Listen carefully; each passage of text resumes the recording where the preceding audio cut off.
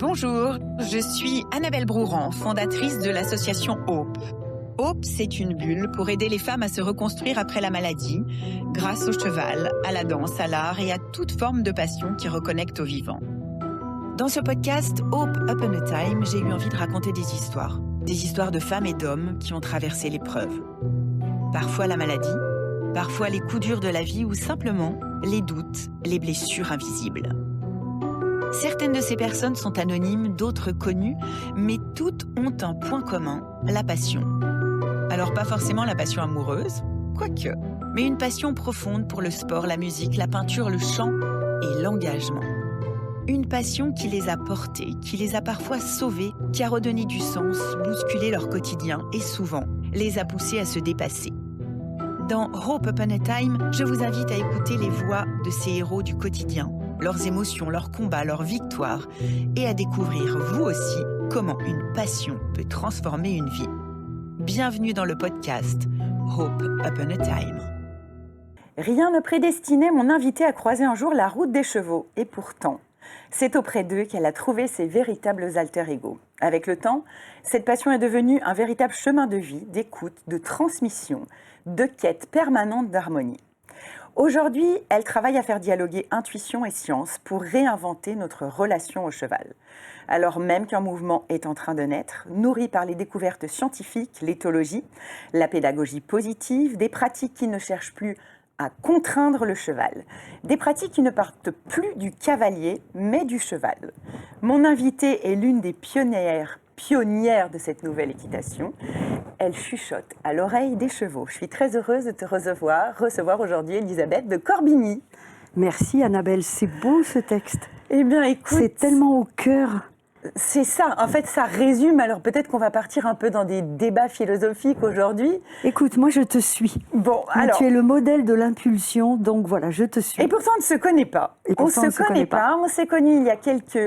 appelé il y a quelques mois parce que tu es l'amie de Laurence, qui vient d'ouvrir une antenne dans le Tarn. Merci Laurence. Et puis j'avais eu Thierry au téléphone, Thierry Lhermitte, qui m'avait dit... Il faut que tu rencontres Elisabeth de Corbigny. Elle est aussi folle que toi au niveau de l'énergie. Waouh! Donc voilà. Alors, toi, comment... on va raconter un petit peu ton parcours, ton histoire qui est quand même complètement atypique avec les chevaux. On est habillées toutes les deux en western et en... parce qu'après, on va travailler. Parce qu'après, on va au Jumping Paris Eiffel où tu vas faire une démo. Donc, on va parler de tout ça. Peut-être, pour les gens qui ne connaissent rien à l'équitation, est-ce qu'on peut définir... quelques termes, parce qu'on a l'équitation, on a l'éthologie, on a l'équithérapie, ce que fait Hope, on a les horsemanship. Toi, tu définirais comment au milieu de tout ça?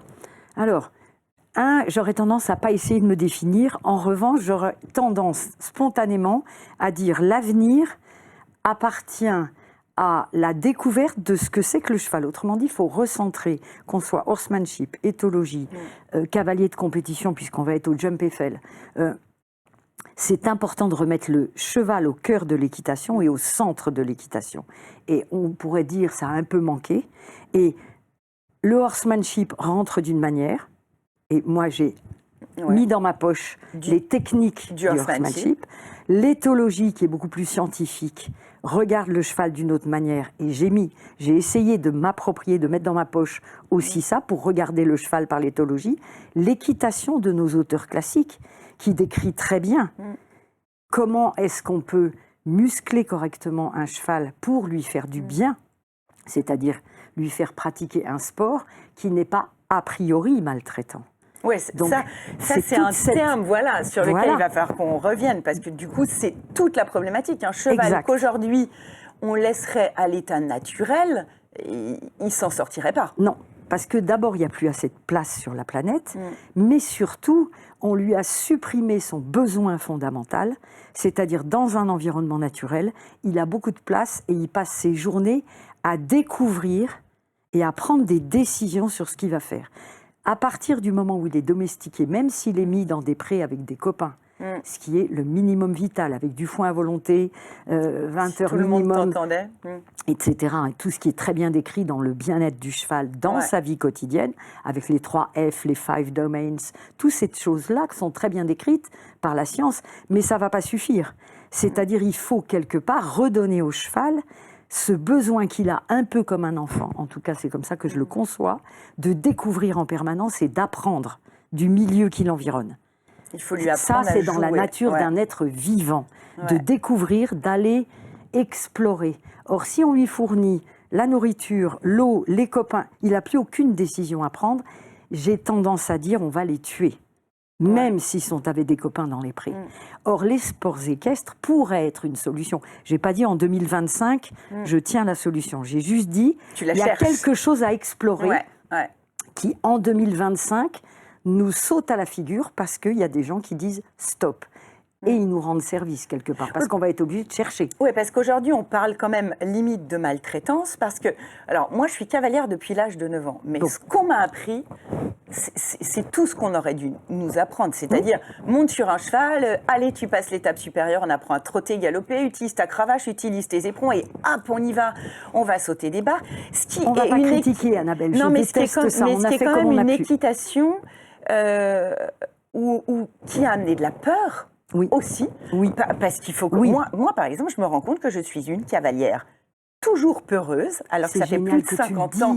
Mais personne n'ose le dire. Mais t'as raison. Et le horsemanship avec lequel je travaille, Evan, je lui dis, mais moi, je suis une cavalière aujourd'hui qui a peur. Alors que j'étais complètement folle à l'âge de 20 ans, mais j'ai fait des choses. Comme on a contraint les chevaux, on avait quand même beaucoup de chevaux qui étaient rétifs. Et on a amené une équitation qui n'est pas une équitation au plus près du cheval. Oui, mais si tu veux, on les a fabriqués comme ça. À nous d'en prendre la responsabilité en 2025 et de dire à ceux qui nous critiquent, OK, on a conscience que vous n'avez pas complètement tort et on a décidé de se prendre en main pour essayer de faire mieux en 2032. Si déjà on fait ça, c'est déjà pas mal. Plutôt que de faire comme si on n'entendait pas, de se protéger des critiques, ce qui n'a pas de sens. Parce qu'au final, c'est le cheval qui va disparaître.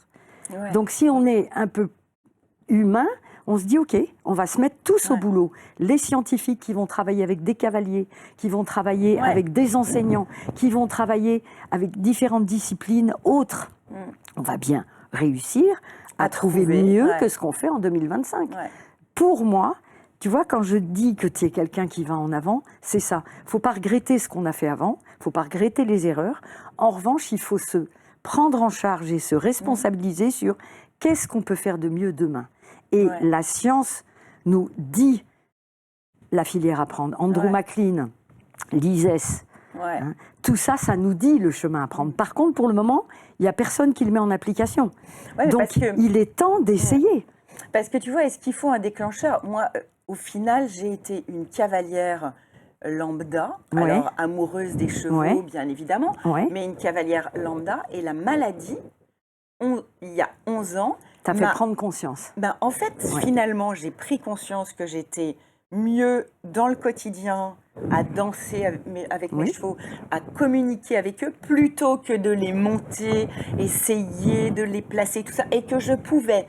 dans un espace de liberté, et même après dans ma manière de monter, avoir une relation qui était complètement différente. Parce que je pense qu'il faut quand même qu'on repose les bases, pour que les gens nous comprennent. Le cheval est une proie.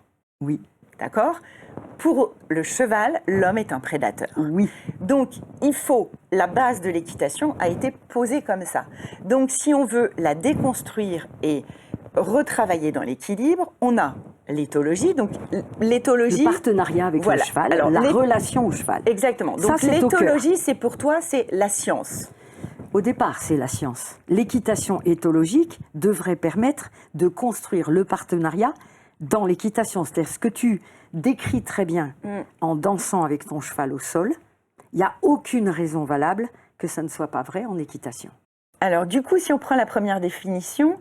Qu'est-ce que l'éthologie ? Parce que l'éthologie au sens large, c'est la science du comportement humain et animal. Comment, là on va prendre le cheval, comment le cheval se comporte dans son environnement naturel pour pouvoir nous mieux adapter nos méthodes. Mais qu'est-ce que, par exemple, tout ce qui a été fait avec le haras de la Sens et tout ce que tu as écrit, ces fameux livres que tu as écrits sur l'équitation éthologique, qu'est-ce que ça nous a amené de plus il y a 20 ans ?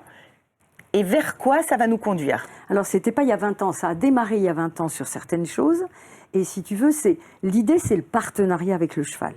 Et de la même manière qu'il y a 20 ans, on avait très bien compris ce partenariat en liberté, en longe, au sol, Ouais. Il n'y a aucune raison valable pour qu'on ne puisse pas le transposer dans l'équitation. Ça, c'est l'avenir. Pour le moment, c'est embryonnaire, cette partie-là.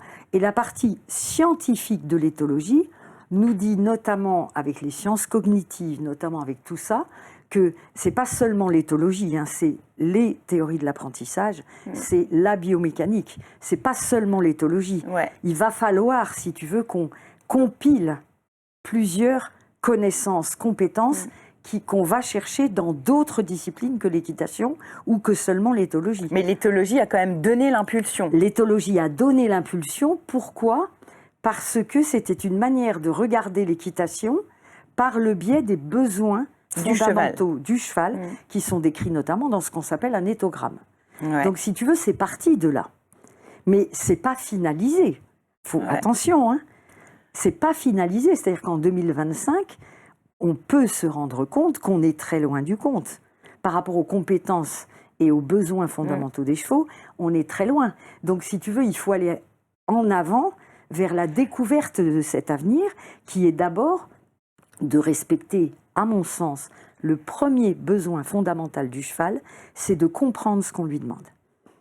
Donc toi, tu pars Oui. de ce... J'ai un cheveu. Tu pars de ce principe que le cheval, au lieu de le contraindre, on doit l'amener vers un partenariat où finalement, il va se dire « Ah, c'est chouette, je vais faire ça », donc où il a envie d'apprendre. La motivation du cheval est l'essentiel pour que ce ne soit pas quelque chose que le cheval subit, donc maltraitant.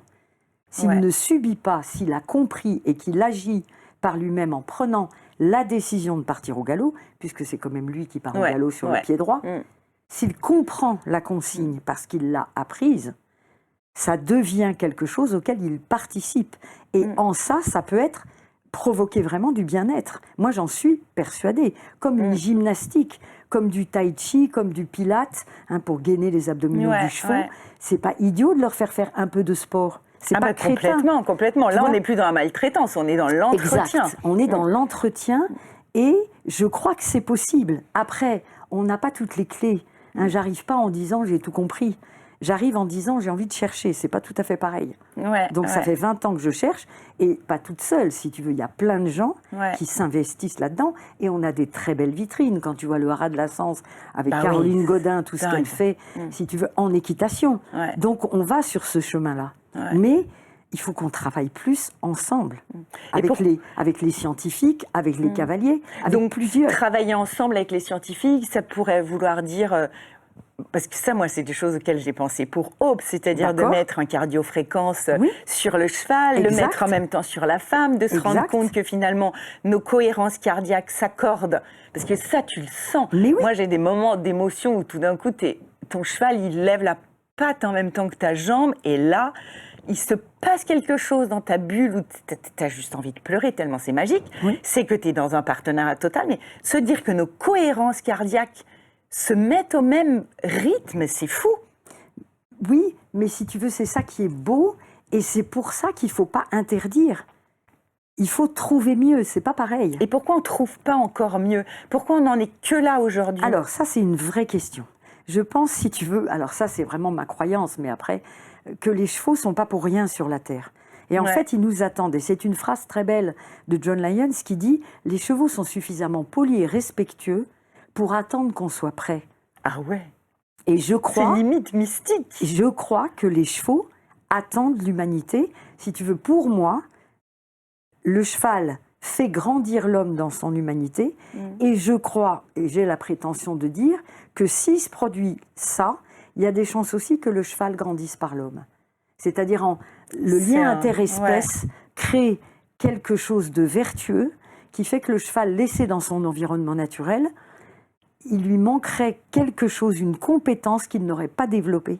C'est l'idée, c'est l'idée. C'est l'idée. Alors toi, ce qui est rigolo, c'est que tu dis que tu ne comprends pas du tout les humains. Oui, mais tu vois bien que tes chevaux, quand tu les mets avec ces femmes-là, tu vois bien que eux, si tu les filmes, ils cherchent quelque chose. Ils sont extrêmement présents, concentrés, en train d'essayer de se demander « Ok, qu'est-ce qui est en train de se passer dans ma vie de cheval. Ouais. Il n'y a pas que la femme qui reçoit quelque chose. Je complètement, complètement. Donc, et voilà. tu vois, c'est marrant parce que là, il y a des femmes qui sont venues la dernière fois de l'Institut Raphaël qui me disaient « Oh, mais j'ai peur, et comment ça va se passer ?» Je dis « Tu sais quoi, tu ne connais rien aux chevaux, tu vas repartir en fin de semaine, tu sauras marcher à côté d'un cheval en liberté, et en plus, tu vas tomber amoureuse d'un de mes chevaux. » Et à la fin, elle dit « Oh, je veux des nouvelles d'un tel, un tel. » Parce que c'est une connexion, mais comme avec les humains, mais encore plus parce que le cheval est non jugeant. Et c'est ça qui est intéressant, c'est que le cheval, que tu sois moche, grosse, mince, malade, pas malade, il y a une connexion et quelque chose qui se passe. Et c'est de l'ordre de l'indescriptible. J'aime beaucoup le non-jugeant, c'est tellement vrai. Et c'est ça, et c'est ça. Et tu vois, moi, je vois aussi des situations, par exemple, mon fils, dont son cheval, c'est son meilleur ami. Ouais. Et il a une relation avec lui qui est incroyable. La dernière fois, le cheval est allé en clinique. Le cheval est revenu de la clinique. Il n'avait pas vu Arthur pendant 10 jours, qui était en déplacement. Arthur arrive, le cheval s'est positionné avec mon fils comme si c'était un de ses congénères. C'est-à-dire qu'il a chassé tout le reste du troupeau pour que personne n'approche mon fils parce que c'était sa propriété. Et moi, ça m'a beaucoup émue parce que je me suis dit, il le considère comme un de ses congénères. Et ces choses que parfois tu vois sont juste incroyables. Ce lien interespèce, il est un peu mystérieux. C'est complètement vrai. Mais deux, on peut être optimiste. J'aime beaucoup ce jeu de mots.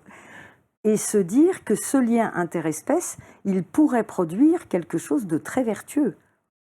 Tu vois ce que je veux dire? Bien sûr, c'est-à-dire qu'on produit en équithérapie. Toi, tu penses que ça pourrait faire évoluer les humains? Oui, et les j'en suis quasi certaine. Ouais. C'est pas pour rien, si tu veux, que ça existe. Et je trouve qu'il y a moyen, c'est toujours pareil, il y a moyen d'optimiser. Et que rester au niveau où on est actuellement en 2025, bon, c'est un peu dommage. Mais qu'est-ce qui peut donner l'impulsion alors? Alors, pour moi, si tu veux, c'est vraiment trouver dans la science quelque chose qui fonde des choses rationnelles. Parce que tu ne peux pas juste... Quand tu parles à des cavaliers, et tu le sais comme moi, quand tu parles à des cavaliers, si tu commences à leur parler que de la relation au cheval, quelque part tu vas les perdre. Complètement. Or, je les comprends de dire que pour eux, la performance est importante. Et la question qu'ils ont à se poser, c'est est-ce que la performance est forcément maltraitante? Et si tu prends par exemple tout ce qui se passe dans le management des humains en entreprise, il y a quand même eu depuis 20 ans des gens qui savent très bien expliquer en quoi le bien-être au travail des employés de la boîte est vertueux pour la boîte et pour le patron, et pourquoi pas pour gagner plus d'argent. Donc si tu veux, ce concept n'est pas crétin. Donc si tu veux ce parallèle, il faut l'amener. Pour ça, il faut des gens qui connaissent le management ou qui ont été chercher les compétences pour les additionner dans l'équitation. Donc oui, c'est un travail de fou. Je vois bien les heures que j'y passe, mais je ne suis pas arrivée au bout. Mais c'est basé sur la compétence du cheval. Bah, du coup, ton travail au quotidien, puis après on va revenir à ton parcours, parce que rien ne te prédestinait à tout ça, mais ton travail au quotidien avec les chevaux, ça consiste en quoi pour que les gens comprennent? Alors, pour que les gens comprennennent, je n'en suis pas persuadée. En revanche, pour que le cheval comprenne, les chevaux, si tu veux, me valident quelque part. J'ai une chute de micro, ne vous inquiétez pas, je vais le remettre. Voilà, ne vous inquiétez pas en régie, tout va bien se passer. C'est mon soutif qui ne veut pas... Il ne supporte pas. Est-ce que c'est bon? C'est bon pour vous. Allez, c'est bon pour vous. Oui, donc si tu veux, on va se reprendre sur une phrase clé. Mon travail, en fait, il est un peu particulier. C'est-à-dire, je n'attends pas forcément des gens qui comprennent. Mon métier est centré sur est-ce que le cheval comprend mieux à la fin qu'au début. Donc on m'amène un cheval qui visiblement ne comprend rien aux aides du cavalier. C'est-à-dire on lui met les mains dans la bouche, le cheval s'emboutit, tombe en avant et s'affole. Peu importe ce qui se passe, on met des jambes, il ne comprend pas. Donc si tu veux remettre le cheval en équilibre, c'est pas juste une idée. C'est que si le cheval n'est pas autoporteur et automoteur dans son impulsion, il se fait mal. Point. s'il se fait mal, il va devenir rétif. Exact. Il va aller au Et il se fait clash et il se fait peur. Donc, si tu veux, mon métier consiste à rencontrer un cheval, peu importe lequel, et à essayer, en l'observant, de voir par quel chemin on peut passer pour juste l'aider. Pour juste l'aider à comprendre l'équitation. Et tu vois bien qu'à la fin, le cheval dit « Ah, mais c'est ça qu'on me demandait !» Je n'avais juste pas compris. Et c'est ça qui se produit. Alors après, est-ce que les cavaliers, eux, ont envie, est-ce qu'ils sont motivés de faire tous les efforts pour se concentrer plus? Si tu veux, j'allais dire quelque part, c'est pas mon job. Ouais. On ne peut pas tout faire dans sa vie. Je ne me suis pas consacrée aux humains. Je ne me suis pas consacrée aux cavaliers. Tu t'es consacrée aux chevaux. Alors oui, dans mes formations, dans mes stages, je me consacre aux humains. Mais mon cœur de métier, c'est sur le cheval. Pourquoi? Parce que c'est le cheval qui valide ou non. Donc moi, j'ai ma science dans la tête, j'ai toutes mes connaissances, toutes mes compétences que je vais chercher sur Internet, dans les livres et tout. Donc tu fouilles en je permanence. compile, Tu es chercheuse, en fait. Je suis une chercheuse. Je n'arrête pas de chercher et ça me passionne. Donc si tu veux, au départ, c'est ça mon métier, une passion. Mais quand je rencontre le cheval, j'essaye, je bricole et je vois qu'est-ce qui va marcher ou pas. Et au bout d'un moment, il y a certains trucs où je dis, ben là, non, sur tant de chevaux, ça ne le fait pas. Donc il y a un côté quand même très expérientiel. Donc il te faut finalement rencontrer beaucoup de chevaux. Ah ben, c'est mon métier. J'expérimente. Et comment, moi, ce qui me fascine, alors on m'a raconté et j'ai vu des vidéos, et je vais te voir à l'œuvre cet après-midi, mais en fait, quand tu fais une démo, on t'amène un cheval que tu ne connais pas. Bah oui. On te dit, il y a cette problématique, il est rétif sur ça, et en 1 heure, tu transformes le cheval. Alors, il ne faut pas vendre du rêve, non, ça mais c'est faux. C'est beaucoup de transpiration, c'est beaucoup d'efforts, et c'est beaucoup de tâtonnement. Et on voit bien les moments où le cheval dit là, Elisabeth, désolée, mais mauvaise pioche. Ça se voit. Ouais. Donc si tu veux, je ne vais pas vendre que j'y arrive. En revanche, ce que je vends, c'est que ce cheval-là, rétif, peureux, peu importe, a la capacité de se transformer. Et moi, c'est ça qui me fascine sur les chevaux. Et c'est ça que j'admire. C'est leur capacité d'un seul coup de se transformer. Le cheval le plus agressif se transforme en un cheval adorable. Le cheval le plus peureux dit « c'est bon, tout va bien dans ma vie », à une vitesse, Annabelle, à une vitesse foudroyante. Et c'est ça que je veux essayer de prouver avant que je sois trop vieille. Parce que personne ne dit ça, que les chevaux ont des compétences. Les gens croient que c'est Elisabeth de Corbigny ou un tel qui fait du horsemanship. Ça, c'est le contresens. Ça, c'est l'ego de l'humain qui veut se mettre en avant. Mais la compétence, elle est dans le cheval. Soit l'humain essaye de gamberger pour devenir un meilleur humain, pour que son cheval comprenne, ou pas. Alors, tu vois, ce qui m'intéresse, et en fait, du coup, on n'en a pas du tout parlé en amont, mais du coup, ça m'intéresse, c'est que à la fois, le cheval a la possibilité de se transformer, mais moi, ce que je vois chez Hope, c'est qu'une femme qui arrive, la capacité. en 4 jours, va, grâce au cheval, on est d'accord, se transformer. Et c'est là-dessus qu'on est en recherche, qu'on essaye de faire un documentaire, etc. C'est qu'il y a, moi, des femmes me disent, c'est comme si j'avais fait 10 ans de psychothérapie en 5 jours. Et je vois le regard arriver le premier jour, le regard du dernier jour, la transformation est physique, mentale, et des moments émotionnels. Ça me donne des frissons, parce que je reçois tous les jours des messages en me disant « Hope a changé ma vie ». Mais oui. Donc ça veut dire que le cheval a ce pouvoir de se transformer et d'aider des personnes à aller vers une transformation aussi. Mais bien sûr. Et ça, c'est dingue. Oui, mais si tu veux, du coup, tu n'as pas obligé de passer de toi au cavalier, c'est ça? Alors moi, j'irais même plus loin. L'astuce. Je pense même que le cavalier, et quand en fait je vois des femmes arriver qui ont été malades, qui sont des cavalières, la transformation est beaucoup plus compliquée parce qu'elles ont déjà elles ont déjà des codes. Et finalement, elles ne vont pas aller dans ce lâcher-prise pour rechercher autre chose. Une femme qui n'y connaît rien, elle arrive et elle se laisse faire avec ses peurs et tout ça. Ça, c'est pas faux du tout. Mais ce que je constate, si tu veux, d'expérience, dans les formations, dans les stages, c'est que si tu laisses faire le cheval, si tu laisses agir le cheval sur la personne, et si tu n'essayes pas de donner un cours au cavalier, si toi, moi, je me centre sur le cheval, j'aide le cheval se transforme sous les yeux de son cavalier. On va prendre une situation concrète. Dingue. Eh bien, le cheval, je ne sais pas comment, murmure quelque chose à l'oreille de son cavalier, le cavalier se transforme. t'y crois ou t'y crois pas, mais la réalité, c'est la même que celle que tu décris. Ah ouais. Et ça, je le laisse faire. C'est pas moi qui donne un cours. Et ça s'opère en... Bah là, quand tu fais des démos, c'est en 1 heure, donc j'imagine que le chemin est quand même un peu plus long. Si tu veux ça, Quand tu ça travailles impulse régulièrement. le cavalier, ça impulse le cheval. Quand tu le travailles en live, on va appeler ça du live, du direct, avec les maladresses des deux, parce que le cheval va avoir des incompréhensions, moi je vais faire des boulettes, donc tout ça c'est du live, il n'y a rien qui est triché. Mais il va se produire un moment, je dirais, d'une authenticité, d'une pureté. Là, tu as les poils qui... Voilà, Ouais. et ça va impacter le cavalier. Même les cavaliers les plus compétiteurs, les plus gagneurs, vont être impactés par ce qui se produit sous leurs yeux. Et si tu veux, c'est ça en quoi j'ai espoir, c'est le pouvoir des chevaux d'impacter l'être humain. Parce que je le constate sur moi, et tu le constates en équithérapie. Complètement. On est bien d'accord, tu viens d'en parler très bien. Ouais, Ce phénomène-là, pourquoi est-ce qu'il ne se produit pas ailleurs? Mais pour ça, il faut laisser les chevaux s'exprimer.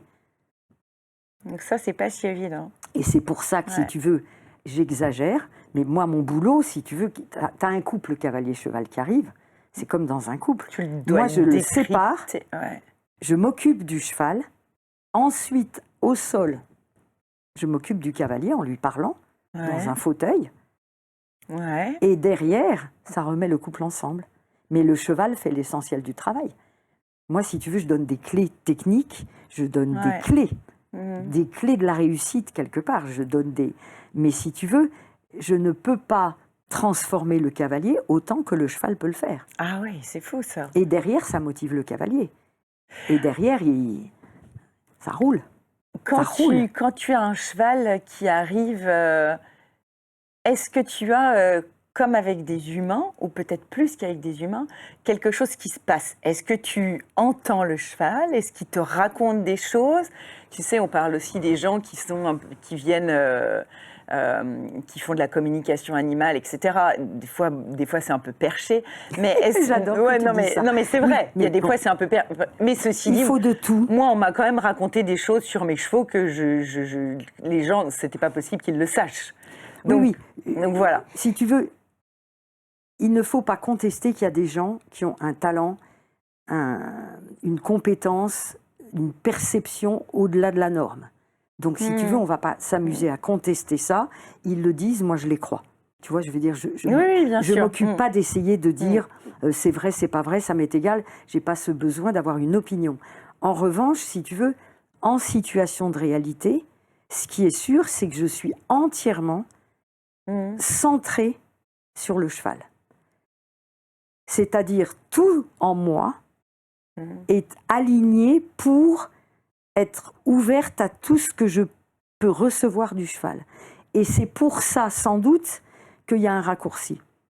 Que quand tu es encombré par toi-même, et c'est pour ça que j'aime bien faire ce métier.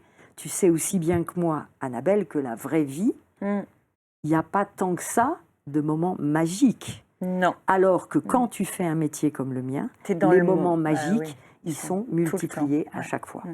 Et ça, c'est quand même pas mal. C'est-à-dire que tu es dans une espèce de réalité augmentée du moment présent. J'aime bien ce terme. Quand on parle du moment beaucoup présent. de technique, mais là, en fait, on est au beau milieu de la nature avec un cheval. Et en fait, le cheval te permet ça. C'est-à-dire que si tu n'es pas dans le moment présent, ça ne le fait pas. Exact. Exact. Donc, si tu veux, ce moment présent, tout le monde en parle en philosophie, en spiritualité, peu importe. Moi, je m'en fous. Je le mets dans mon métier. Mais imagine la chance que j'ai, Annabelle.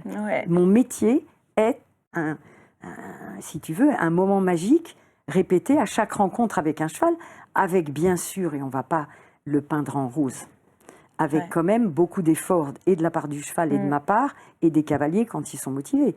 C'est-à-dire que ce métier nécessite des efforts. Et on demande au cheval de se concentrer, on demande au cheval d'un seul coup de se poser la question à lui-même, est-ce que c'est vraiment nécessaire que j'ai peur? On le laisse réfléchir. On le laisse prendre la décision.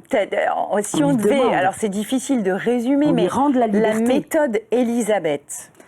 C'est pas une méthode. Enfin, bon, parce qu'on parle quand même de la méthode Elisabeth. La méthode Elisabeth, pour quelqu'un qui n'y connaît rien, c'est quoi? C'est très concret. On installe des apprentissages qui permettent au cheval de trouver un meilleur équilibre et une meilleure autonomie dans son physique, dans son mental et dans son émotionnel. Les 3 pôles de l'équilibre. Ouais. Si tu veux, on permet au cheval d'améliorer cette compétence en lui. C'est-à-dire d'augmenter une ressource qu'il a au naturel, mais qu'il a perdue, peu importe l'histoire. Ouais.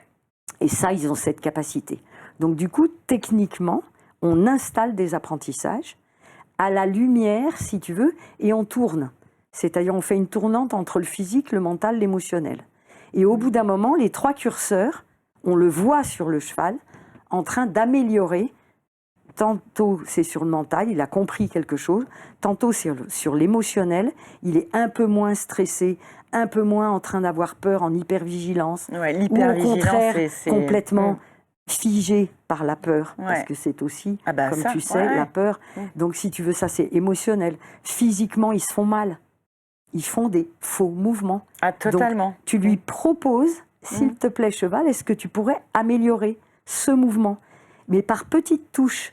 Et à force, si tu veux, de dialoguer avec ces 3 parties du cheval, tu t'aperçois qu'il construit, mais à une vitesse, mais c'est prodigieux. Donc là, en Le fait, on talent parle du aussi de confort inconfort. Hein. Complètement. Voilà. Complètement. Et ce qui est fou, c'est que je me souviens d'un stage avec Thierry Lhermitte, moi, il y a 3 ans, où effectivement, j'ai découvert l'éthologie, où en fait, on faisait des petits exercices et Thierry te dit rentre-le au box, il va réfléchir, tu verras, ça ira mieux cet après-midi.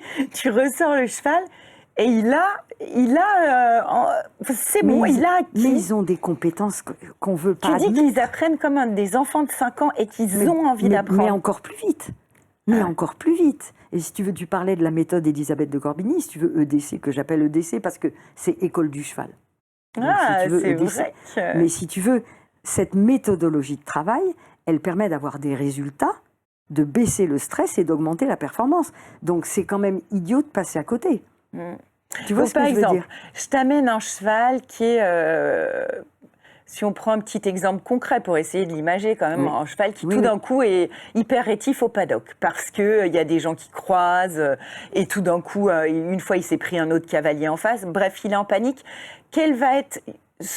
Sur quoi tu vas travailler au tout début? Alors, au tout début, je suis par terre. Oui, ça, j'ai... Tout le temps. Je travaille avec un mors pour être en corrélation avec le besoin des cavaliers, qui pour le moment mettent un mors dans la bouche. Ça m'arrangerait qu'ils n'en mettent pas. Hein, mais bon, on voit quand même maintenant à haut niveau des cavaliers passer sans mort. Hein. Bravo. Alors là, et même en épreuve de dressage, sans bride. À eux. Ça, c'est sans bride. Cordelette, de merci à Andy Booth, merci au Haras de la Sens, qui font un travail extraordinaire pour montrer d'autres chemins. Mais moi, je me suis placée, si tu veux, dans l'équitation, parce que la plupart des cavaliers, ils ont un mors dans la bouche. Ma responsabilité, c'est d'expliquer au cheval comment ça marche. Donc, je suis au sol et j'installe ce qu'on appelle dans les livres d'équitation la mise en main et la mise en avant. Mais ça se fait en 2-2. Oui, côté gauche, côté droit, côté gauche, côté droit. Une fois que le cheval a un peu intuité que sur la main, il doit répondre au lieu de résister, à condition bien sûr que je lâche quand il donne la bonne réponse. Donc tout est question de tempo. Oui. Mais si tu veux, tu n'as pas besoin d'être surdoué. Au pire, c'est ce que je dis toujours, prendre et rendre. Ce qu'il faut, c'est mettre une tension lente, la plus légère possible, pour obtenir le fameux self-carriage qui est dit dans la FEI, l'auto-porteur. Mais donc, si tu veux, ça s'installe au sol. Après, tu montes dessus. Ton premier boulot, et c'est écrit dans tous les livres, c'est décontraction de mâchoire et d'encolure sur la mise en main. Donc, s'il te plaît, cheval, est-ce que tu pourrais? Et donc, en fait, pendant 1 heure, tu verras dans la démo, je pose une série de questions au cheval. À chaque fois, il cherche, même si c'est pas exactement bien, je lui dis merci d'avoir essayé, et je construis. Et ça se voit que le cheval va de plus en plus vite à construire la bonne réponse. Et donc, il change, il se transforme par l'utilisation des théories de l'apprentissage, de la biomécanique, parce que les deux, si tu n'as que les théories de l'apprentissage, oui, bien sûr, la biomécanique, c'est comment le cheval travaille avec son corps, et en fait, finalement, comment il va être efficient. Exact. Ne pas se faire mal, ne pas se blesser. Quelle est la posture qui décoince l'autre posture. Parce que ce qu'il doit comprendre, des fois, on a fait pas mal de pilates adaptés à l'équitation, qui est quand même juste incroyable. C'est comment comprendre comment, grâce à ton centre, tu peux utiliser le moins d'aide possible pour être le plus en équilibre possible en demandant le moins possible. Oui. Et quand des moments tu comprends ça, alors effectivement là tu as des moments magiques, tu es en équilibre sur un cheval en équilibre et tu fais plus rien. Et moi j'étais une cavalière où je mettais des jambes, où des fois j'ai encore du mal, hein, où le cheval se porte pas et je me dis mais t'as rien compris. Pourquoi et du coup, tu as l'impression que tous les jours, tu dois réapprendre des petites choses, mais non, réapprendre parce que avec là, ton si cheval. tu veux, excuse-moi, je ne devrais pas dire oui, mais non. Tu vois Mais comment si, je suis. si. Si tu veux, là, tu es à nouveau centré sur le cavalier. Bien mais ça ne sûr. fonctionne que si le cheval a compris les pilates. Mais c'est pour ça que c'est du les coup... pilates du cheval qui m'intéressent. Bah oui, le Parce que pilate les du pilates cheval, du cavalier, beaucoup très en bien. liberté. Oui, mais non, plus que ça. Lui faire travailler les sangles abdominales, lui Complètement. faire travailler les lombaires. Tous ces trucs-là, si tu veux, qui sont de la biomécanique, ne sont en fait, pour le moment, pas beaucoup mises en application réellement. Donc, si tu veux, tous les échauffements à cheval sont à revoir complètement, à moderniser. Donc, si tu veux, il y a beaucoup de solutions, et elles sont validées, puisque j'ai fait un protocole d'expérimentation depuis 4 ans, pour essayer de voir, est-ce que je suis folle, ou est-ce que ça semblerait pas complètement idiot. Et si tu veux, c'est démontré maintenant. On ne peut plus passer à côté. C'est ça la nouveauté. C'est qu'on ne peut plus passer à côté. On ne peut plus croire qu'il faut 5 ans, 6 fois par semaine pour fabriquer un cheval de Grand Prix. Ça va être bientôt interdit, parce qu'il ne faut pas ça. Point. Il faut travailler dans le respect, le partenariat. En fait, il faut se dire qu'aujourd'hui, si on veut arriver à travailler correctement avec un cheval, on va travailler dans une relation de partenariat. Exact. Et on pourra ne plus avoir peur, que le cheval n'ait plus peur. Est-ce que toi, tu as encore peur quand tu rencontres des chevaux? Ah, d'accord. Thierry m'avait dit ça aussi, ça m'a rassurée parce que je me disais, moi quand je dis, tiens, j'ai peur d'aller en balade sur des moments, sur certains chevaux et tout, il me disait, ah bon? Je dis, bah oui, je l'avoue, j'ai peur. Donc, parce que le cheval, il fait quand même 500 kilos, il peut te dégager en 2-2. C'est la première question que j'ai posée à mon premier stage en 98, mon premier stage d'équitation aux États-Unis. J'ai peur. Et Lyons m'a répondu, Madame, c'est du bon sens et de l'intelligence que d'avoir peur. Comme Sarah Bernard et le track. Les gens qui n'ont pas peur sont des gens dangereux, ou pour eux-mêmes, ou pour les chevaux, ou pour d'autres personnes. J'adore que tu dises ça. Et si tu veux qu'il ait dit ça en premier, ça m'est resté tout le temps. Et au lieu de faire semblant de ne pas avoir peur, qu'est-ce que j'ai essayé de travailler? C'est par quoi je peux remplacer la peur. Je ne peux pas la supprimer, mais je peux la remplacer par autre chose. Ça s'appelle le replacement concept, le concept de remplacement. Tu ne peux pas supprimer, tu peux remplacer par. Donc il faut remplir autre chose pour que ça ne prenne pas toute la place. Et tu le remplis par quoi? Par quelque chose de vertueux que tu demandes au cheval à ce moment-là.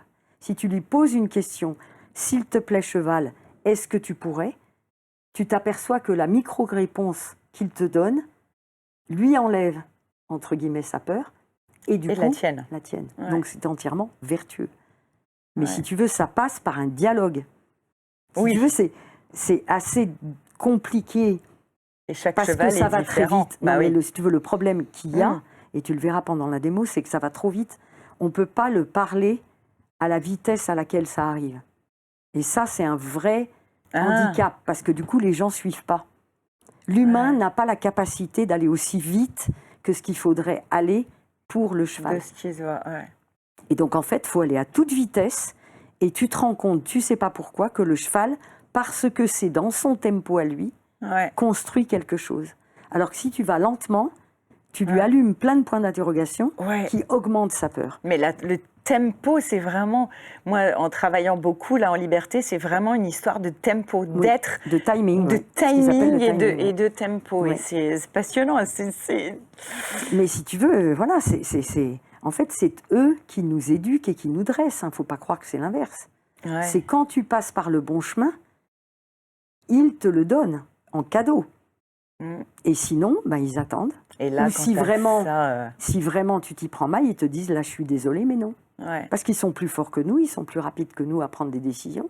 Donc, si tu veux, quelque part, on n'est pas à la hauteur. Ça, ils sont plus rapides que nous parce qu'un coup de pied, tu le vois pas partir. On est d'accord. Paf, Ils sont plus forts, plus rapides, plus tout. Plus tout, si tu veux. Ils ont beaucoup d'atouts qu'on n'a pas.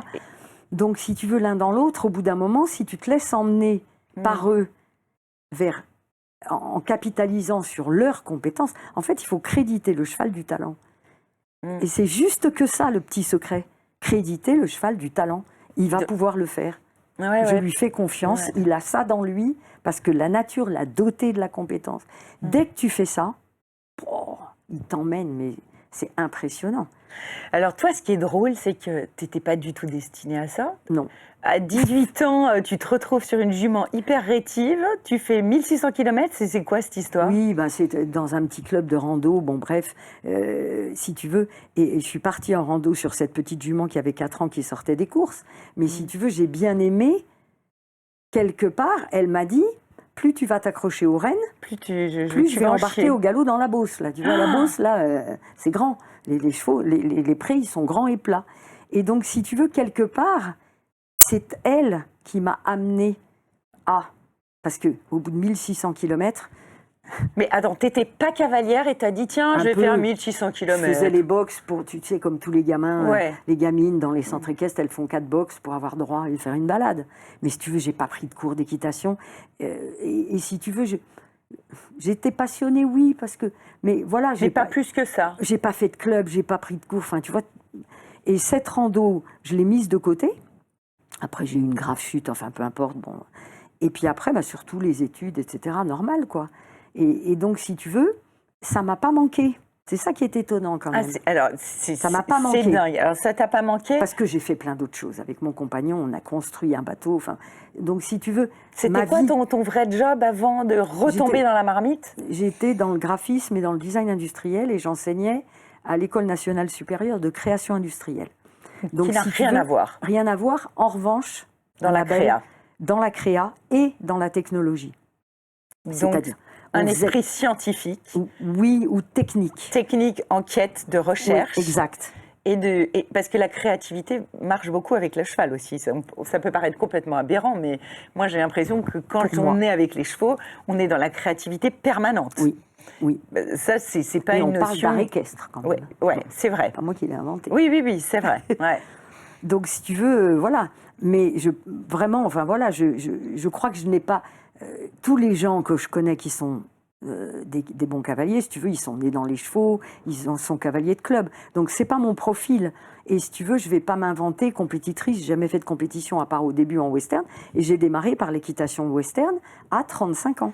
Mais qu'est-ce qui t'a fait tout d'un coup plonger là-dedans? Alors ça, c'est l'histoire de ma vie, parce que j'avais un compagnon qui s'appelle Serge Binotto et que je veux nommer parce que je lui dois beaucoup, et notamment la structure équestre qu'il a construite entièrement avec ses mains. Et c'est vraiment un outil fabuleux que maintenant j'ai vendu à une de mes élèves, donc, qui est en Ariège et qui s'appelle maintenant Equinoske. Et donc, si tu veux, on a perdu le bateau, on avait restauré un bateau sur la Seine, monté une association avec des jeunes en difficulté. On montait des missions humanitaires en plus de notre boulot. Donc, si tu veux, on avait vraiment une vie extrêmement passionnante. Il faudrait faire un autre podcast sur la vie d'avant. Voilà, on a voyagé dans le monde entier. On est allé au Brésil. Enfin, si tu veux, avec ce bateau, on a vraiment fait des projets exceptionnels et d'une richesse humaine énorme. Et donc, ce bateau fait naufrage. Je te raconte pas l'histoire, dans un port, hein, donc rien de dangereux. Ouais. Mais l'œuvre de notre vie part en allumettes. Ah ouais. Et notamment l'œuvre de la vie de mon compagnon plus que moi, parce que moi je faisais arpette, si tu veux, je suis pas, j'étais pas à sa hauteur donc lui c'était un élève de Jean Prouvé, donc si tu veux, il maîtrisait vraiment ses sujets. Et quand ce bateau est parti en allumettes, il fallait trouver quelque chose dans notre vie, parce que sinon, lui, franchement, je pense, voilà. Et donc comme lui c'est un constructeur, il fallait voir grand. 60 hectares en Ariège où il y a rien. Donc vous partez de Paris, vous déménagez, pouf, on dit... Lui est originaire de là-bas. On va s'installer, mais pourquoi là-bas? Une opportunité, parce que lui est originaire de là-bas, donc on trouve une propriété 60 hectares tout nu, et un hangar à moutons dans lequel on pensait faire le business de design industriel. Donc on ferait des prototypes parce qu'il était c'est une personne exceptionnelle qui était d'un ingénieux. si tu veux, quand j'y repense maintenant, je me rends compte que c'était donc mon prof. Et en fait, il m'a formée à être ingénieuse quand il y a un problème. Comment est-ce qu'on peut trouver une solution? Comment on construit une solution quand il y a un problème? Donc et il y avait tout le temps des solutions. Et donc, c'est Et certainement je pense que ça t'a amené à ça. Donc, je lui dois beaucoup, tu vois, d'avoir été formée par lui. Et donc, si tu veux, 60 hectares, rien, et un grand hangar à moutons pour faire des prototypes. Ouais. Donc, on installe des machines, des trous, des fraiseuses, des machins, récupérés à la ferraille. On construit tout en réemploi. Et donc, lui se lance à fond dans la construction de notre maison. Il y a une serre tropicale, enfin, si tu viens un jour. Donc, si tu veux, il construit. Lui, c'est un constructeur. Et moi, je me dis, attends, on ne va pas rien faire. Quelques chevaux pour me faire plaisir. Ah, et quand c'est même, comme donc ça que j'ai mis quand même... Non, ah, ouais. C'était pas le projet de départ. Ah, c'était pour brouter, quoi, finalement, pour tondre les terrains. Parce qu'il y avait les hectares. C'est fou, et que pour construire, il fallait devenir agricultrice, que j'ai passé mon diplôme, et que du coup, j'ai fait un projet cheval. Mais au départ, c'est pas du tout le projet. C'est ça qui est quand même très étonnant. En fait, et que les chevaux m'ont aspiré dedans. Donc, tout d'un coup, ça a été... Et donc là, tu prends 3-4 chevaux. Au début, tu t'es mise à l'équitation western. Exact. Hein, d'accord. Alors, comme je veux faire les choses bien, je monte un petit élevage de quarteros. Et là, équitation western. Mais à quel moment le déclic arrive sur cette compréhension? Est-ce qu'il s'est passé quelque chose? Oui. Est-ce qu'il y a eu des peurs? Oui. Est-ce que voilà, c'est non, quoi? Non. C'est net. 92, mes premiers chevaux, mes premiers poulains. 93, 80, on construit. J'ai quelques poulains et tout, donc t'apprends sur le tas, tu fais des conneries de tout le monde. Tu fais des conneries de tout le monde. Pour éduquer tes poulains, bim, tu leur en fous une parce que tout le monde te dit de faire comme ça. Et moi, tu sais, ça me dérange pas. Hein. S'il faut coller une trempe à un cheval, ça me dérangeait pas parce que c'était normal à l'époque. Ouais, donc tu colles une trempe à un cheval mal élevé. Pour le faire monter dans un vent, tu fais comme tout le monde. Bref, donc je suis pas meilleure que les copains. Ça, je tiens à le dire. Les conneries, je les ai toutes faites. Toutes. Le cheval qui tire au renard, t'appuies sur le cul. Ben oui, je l'ai fait. Sauf que le cheval s'est accidenté, il a ripé, hop, il s'est coulé une hanche. Donc si tu veux, les conneries, je les ai faites, Annabelle. Je ne suis pas meilleure que les autres. Et je tiens à le dire, vraiment, parce que c'est important de ne pas se croire mieux que les copains. Ouais. J'ai eu la chance, en 98, je vais aux États-Unis parce que je faisais plein de stages, parce que moi, j'aimais m'apprendre. Ouais. Donc, et puis j'étais un peu compétitrice quand même, un peu à l'époque. Et je me disais, moi, je vais faire du reining, je vais faire du western. Bref. Et donc, si tu veux, je vais aux États-Unis. Et dans les salons aux États-Unis, ce qui est très différent avec la France, c'est que tu peux apprendre des choses. Tu as plein de carrières partout. Tu as des gens qui donnent des cours. Mon qui rêve expliquent. de faire un truc comme ça. Alors que dans les salons, tu as du spectacle en France. Ouais. Tu as des gens qui montrent ce qu'ils savent faire. Aux États-Unis, tu as des gens qui enseignent, qui disent, voilà, moi, pour apprendre un cheval à faire un spin en équitation... Ce que tu vas faire est ce qu'on a finalement introduit au jumping pour cet après-midi. Exact. Ouais. Donc, c'est naissant. Hein. Mais si tu veux, je rencontre dans ce salon les 3 chuchoteurs de l'époque qui sont John Lyons, qui était le plus connu à l'époque, Pat Parelli et Monty Roberts. J'achète tous les bouquins, toutes les vidéos, je vide ma valise de fringues dans une poubelle, je fais des cartons de vidéos, j'importe tout en France, je me mets à bûcher comme une malade. Là, on est en 96. 98, je pleure pour faire un stage. J'en fais un chez Parelli, je te passe les détails, un chez Lyons. Et là, je suis scotchée, fascinée.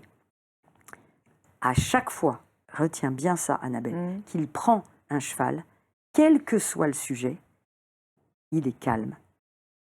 Ah ouais. Il apprend au cheval quelque chose, plutôt le cheval apprend grâce à lui, et tu vois le cheval qui se transforme.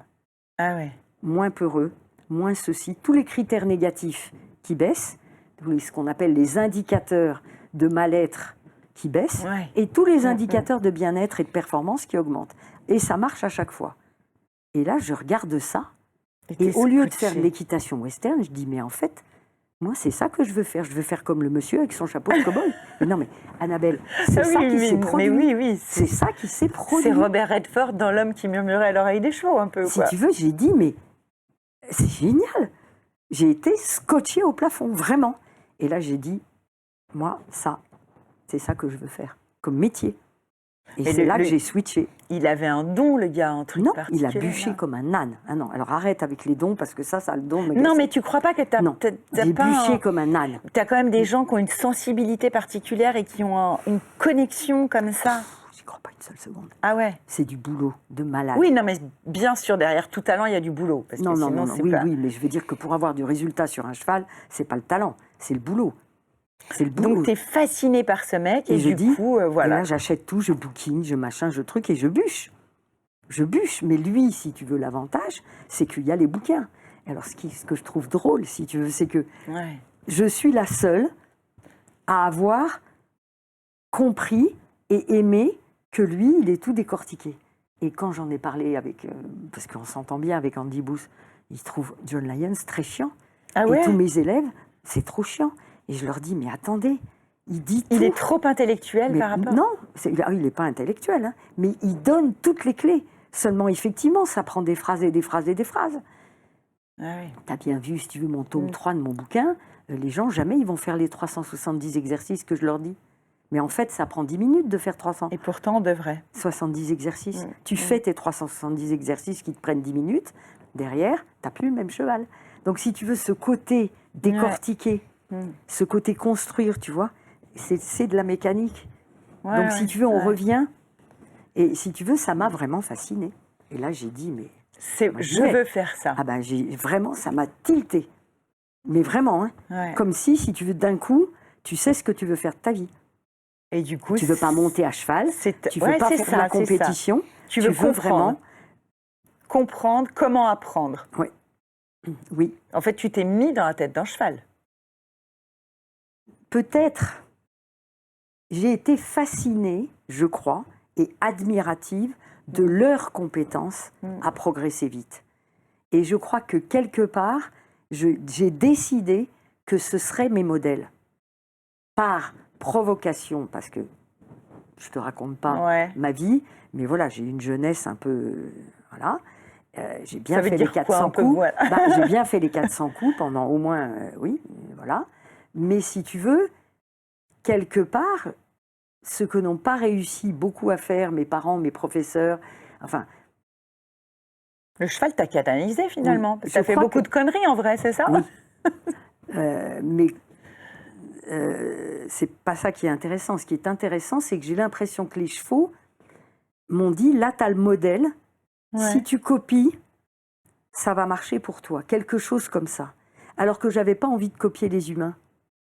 Quelque chose dans l'humain, je peux pas t'expliquer exactement. Mais tu m'as dit une phrase, moi, tu m'as dit je ne comprends pas les humains, par contre, au contraire, je comprends immédiatement les chevaux. Ben, c'est-à-dire que je vois bien qu'ils ont un chemin qui est extrêmement, comment je peux dire ça, intuitif, mais vrai, quelque chose de vrai et pur. Alors que quand on est au milieu des humains, mine de rien, attends, on a les codes sociaux. Je triche tous les jours avec moi-même. Enfin, tu vois, on triche entre nous, avec soi-même, avec les autres. Et je trouve que c'est une perte de temps telle. Et c'est épuisant. Exact. Alors qu'avec les chevaux, c'est la vraie vie. C'est-à-dire, tu fais une connerie, tu t'en prends une. Point. Elisabeth, t'avais qu'à pas. Et tu te prends le coup de pied. Ou le cheval te charge. Ou tu tombes. Donc, si tu veux, quelque part, il t'éduque dans ton bon côté. Tu vois, ils m'ont fait grandir. Le meilleur de toi. Ils m'ont fait grandir. Non, c'est pas ça. Il fait ressortir le meilleur de toi. Alors que j'aurais été quelqu'un de très destructrice. C'est-à-dire que j'aurais fait la révolution, mais dans le côté négatif. J'aurais combattu contre, tu vois. Au départ, j'aurais combattu contre. Ils m'ont appris à combattre pour quelque chose. Et c'est le même tempérament d'Elisabeth au départ. Sauf que combattre pour, c'est pas pareil que combattre contre. Donc, si tu veux, ils m'ont dressé, je dirais. Ils m'ont éduqué. Et sauvé, peut-être. C'est peut-être un bien grand mot, tu vois, mais oui, quelque part, ils m'ont fait grandir, vraiment. Si tu devais te dire, là, envoyer un SMS ou parler à Elisabeth d'il y a 30 ans, tu lui dirais quoi?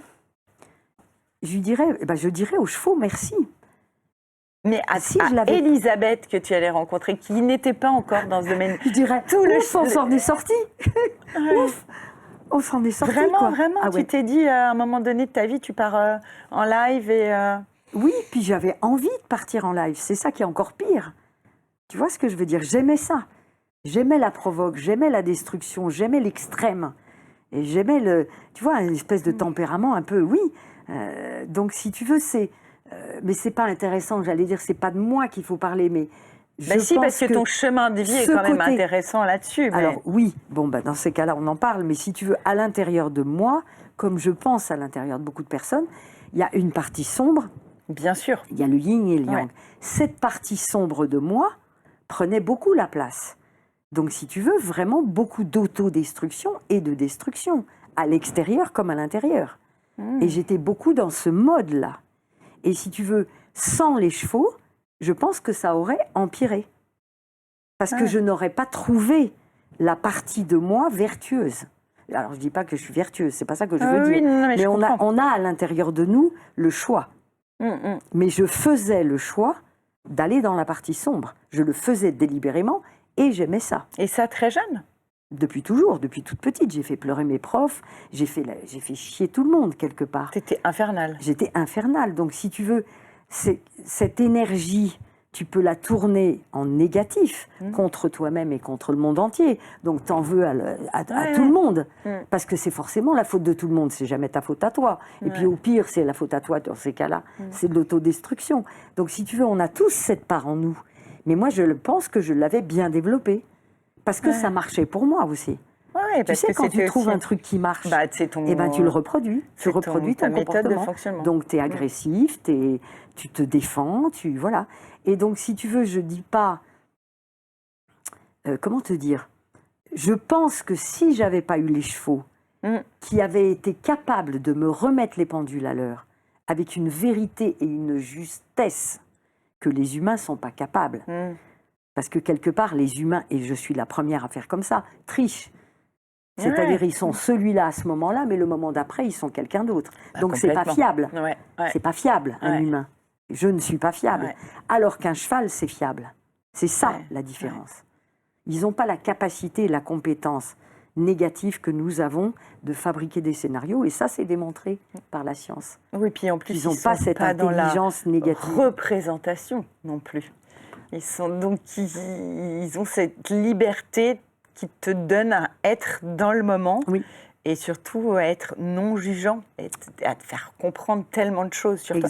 C'est pour ça que l'équithérapie marche aussi bien avec aussi les enfants qui ne sont pas du tout connectés à la réalité ou même les adultes, les handicapés, etc. Et moi, je t'avais raconté que j'étais même allée en prison la première fois pour voir ce qu'était une séance d'équithérapie aux prisons de Fresnes. Dans une cour, je me suis retrouvée avec 200 détenus. Et là, tout d'un coup, les mecs qui arrivaient avec les gros bras et qui étaient comme ça, le cheval tout de suite l'a remis à sa place. Et c'était direct, immédiat, catapulteur. Oui, mais il y avait une justesse. Mais carrément. C'était un truc de fou. Eh ben, je pense que si j'avais pas rencontré les chevaux, je serais toujours en train de chercher la part plus vertueuse de moi-même. Parce que j'arrivais pas à l'activer.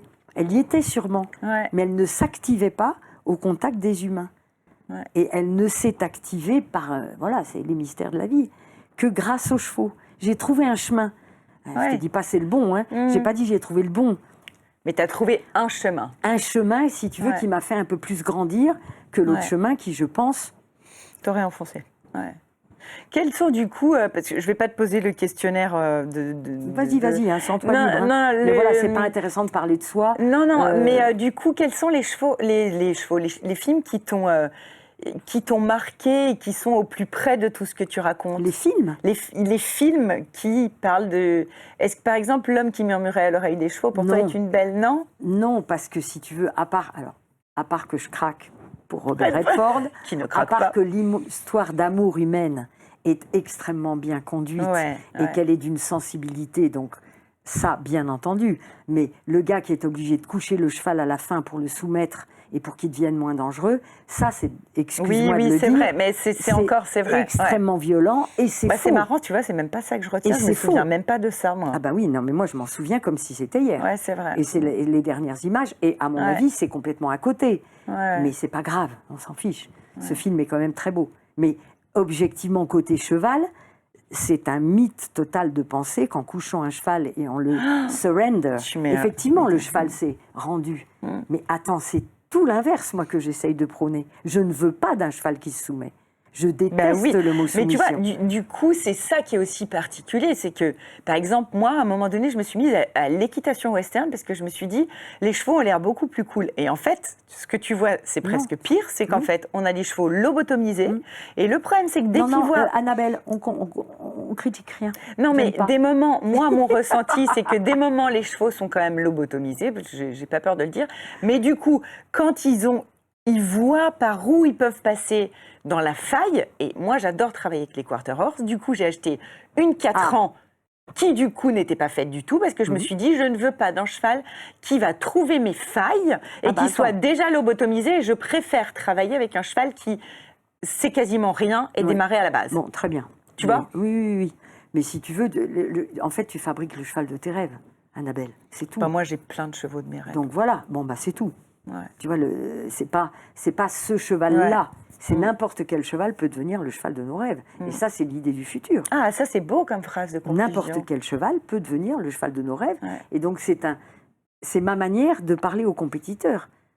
On va essayer de les convaincre. Vous pouvez, demain, fabriquer une équitation sportive. Alors, on n'est peut-être pas obligé de sauter aussi haut que ce qu'on saute. Mais j'allais dire, j'ai pas d'avis là-dessus. Et c'est pas mon job. Mais je crois vraiment qu'on peut pratiquer une équitation sportive, des disciplines sportives, avec beaucoup plus de bientraitance. Ça, j'en suis sûre. Et là-dessus, on a le devoir et la responsabilité de changer ça en 2025. Ouais, c'est clair. Dans les années qui viennent. C'est notre devoir et notre responsabilité. On ne peut pas regarder les chevaux en face et leur dire « oui, non, on ne va pas le faire ». Mais j'ai une idée. Ah, je vais t'en parler après. Génial. Je te fais quand même notre petit questionnaire. On a explosé les temps, mais est-ce que j'ai oublié de dire des trucs? Par contre, il faut regarder, on est dans les temps. On est dans les temps. Est-ce que j'ai oublié des choses très importantes ou pas? Parce qu'en fait, on a abordé tous les sujets en même temps. Ton parcours, le côté scientifique, je suis en train de me demander... Le côté qui nous lie, Annabelle, et je tiens... Entre le côté qui relie, je dirais, toi et moi, on ne se connaît pas, mais ce qui relie Hope et quelque part le travail que je fais, n'ayons pas peur de le dire, c'est quelque part pas le cancer, c'est les chevaux. Et le cheval est au cœur de notre relation, et il est au cœur de Hope. Et bien sûr, il y a l'art, et ça, c'est important dans Hope. Il y a l'art, il y a les chevaux, il y a la souffrance de toutes ces femmes qui traversent le cancer. Tu l'as traversé, je l'ai traversé. Donc on sait de quoi on parle, parce qu'on croit vraiment mourir. Et moi, je sais et je peux redire... On vit même notre enterrement. Voilà. Et est-ce qu'on peut dire... Enfin, je parle pour moi, parce que là, on ne peut pas parler à la place des autres. Les chevaux m'ont sorti du trou. Point. Moi, donc, je pense que je leur dois. Si je ne les avais pas, je pense que je n'aurais pas pu faire... D'ailleurs, j'ai quand même dit à l'oncologue, enlevez-moi le sein, mais dans 3 semaines, je vais être à cheval. Bon. Et je me suis rendu compte à quel point j'étais dans le moment présent et je n'ai plus jamais pensé à la maladie. Et souvent, on me dit, mais toi, tu as été arrêtée, tu as fait des séjours post-cancer, des cures, Je dis quoi? Non, moi, j'étais auprès de mes chevaux au quotidien parce que c'est ce qui m'a permis et qui me permet encore aujourd'hui. Pourtant, on parlait de problèmes de salivation, moi, mes traitements, là, j'en ai encore pour 10 ans, me flinguent, j'ai mal partout. Quand je suis avec eux, j'oublie tout. J'oublie tout. Oui, mais voilà, il faut vraiment que ce lien au cheval est porteur de quelque chose de très fort. Les femmes qui font de l'équithérapie, qui traversent la maladie, tu l'as vécu toi-même, je l'ai vécu. Le cheval nous a apporté quelque chose que les autres, peu importe qui soit médecin, psychologue ou autre, ne nous ont pas apporté. Disons-le, rendons aux chevaux et à César ce qui est à eux. Ça, c'est la première chose que je voudrais redire. Et la deuxième chose, c'est que si on transpose ce phénomène, et je pense que c'est pour ça qu'on est en démonstration au Jump Eiffel, c'est pour dire si on transposait cette chose dans l'équitation, il y a moyen en 2032 de trouver quelque chose, de le construire. C'est pas encore construit. Mon espoir, c'est que j'arrive à trouver des gens qui m'aident à le construire avant d'être trop vieille. Mais je pense qu'en fait, entre tout ça, tout ce qu'on fait en équithérapie, tout ce que tu as envie d'amener, je pense qu'il y a une synergie entre tout et J'ai quelque l'impression. chose. Voilà, il n'y a Ça, pas de hasard dans la voilà. vie, dans les rencontres. Ça, c'est ce que j'ai Mais, l'impression. Oui, mais je suis sûre. j'ai déjà une idée Oui. sur la suite. Et si tu veux, voilà, quelque chose va se construire. Et c'est très étonnant Ouais. de se rendre compte que c'est, a priori, par quelque chose qui, au départ, est une maladie. C'est assez étonnant, mais voilà, je pense qu'il va se produire quelque chose. J'en suis sûre. Oui, moi, j'en suis persuadée. En tout cas, vraiment, Annabelle, je voudrais te redire merci. Hein. Bah, Et à merci l'association, à toi. et à Laurence, Ouais. et à tout ce qui se produit de vertueux Ouais, autour bah, de l'énergie que tu dégages avec cette association. tu vois, c'est fou parce qu'il y a une thérapeute là, qui est venue, c'était un institut, l'Institut Raphaël qui est venu, elle me dit, mais quand tu travailles avec les femmes et les chevaux, tu as toujours la même énergie, le même... tu te lasses pas? Je dis, mais non. Ben non. Je dis, en fait, à chaque fois, c'est magique, Mais bien sûr. c'est différent, c'est des rencontres Mais oui. différentes, c'est des... Je dis non, à chaque fois, je pleure, parce qu'au début, le truc, c'était, ah, on va pas pleurer. Oui. Ah, je dis, bah si, chez moi, on pleure. Je dis, je suis désolée, parce qu'en fait, bon, c'est c'est un institut que je tellement ne citerai pas, mais qui est venu. Ils sont venus avec un peu tout ce que... ils sont venus avec leur thérapeute, ils ont juste pris mes équithérapeutes. Et au début, on ne pouvait pas prononcer le mot. Donc, on est vraiment dans la relation humaine où on doit rien dire. Pas le mot cancer, pas PET scan, pas examen, pas amour, pas lâcher prise. Et je dis, OK, on va pouvoir parler de quoi? Et je dis, nous, chez Hope, c'est ça. Et moi, je suis comme ça, donc je suis désolée, je ne vais pas me la fermer. Donc, quand les femmes ont commencé à me dire, raconte-nous ton histoire, et je dis, bah voilà, je me suis pris 4 cancers en pleine figure, mais les chevaux m'ont sauvée, et j'ai raconté tout ça. Et elles ouvraient des yeux comme ça. Je dis, mais non, c'est ça la vie. Mais bien sûr. La vie, c'est de pouvoir dire les choses, c'est de verbaliser les choses et d'apprendre et de prendre tous ces éléments qu'on a pour les transformer avec tout ce qu'on va proposer, avec Hope, avec les chevaux, avec l'art-thérapie, etc. Et j'ai essayé de mélanger tout ça. Mais tu vas venir nous voir. Ah, mais Tu vas obligé. venir nous voir. Obligé. Il faut. Ça va être trop bien. Bon, ma chère Elisabeth, Ouais. on aurait pu faire, je pense Et qu'on merci refera... à Aline aussi, hein, et à ouais. Laurence. Vraiment. On fera, je Ouais. pense, un deuxième épisode, mais, Ah, mais voilà. Oui, vraiment, il faut, tu vois, ce cercle, tu vois, moi j'ai le sentiment que quelque chose est en train de se construire. C'est sûr. Tu as ce sentiment-là aussi, génial. Entre intuition, rigueur et passion, ton parcours est une leçon d'humilité et d'écoute. Merci, Elisabeth, d'avoir partagé sur Hope Upon a Time ton parcours, ta vision et ta passion. Écoute, vraiment, c'était un moment de vérité autour des chevaux. Et pour ça, je voudrais te dire merci. Bah, merci à toi. Allez, Merci beaucoup. merci.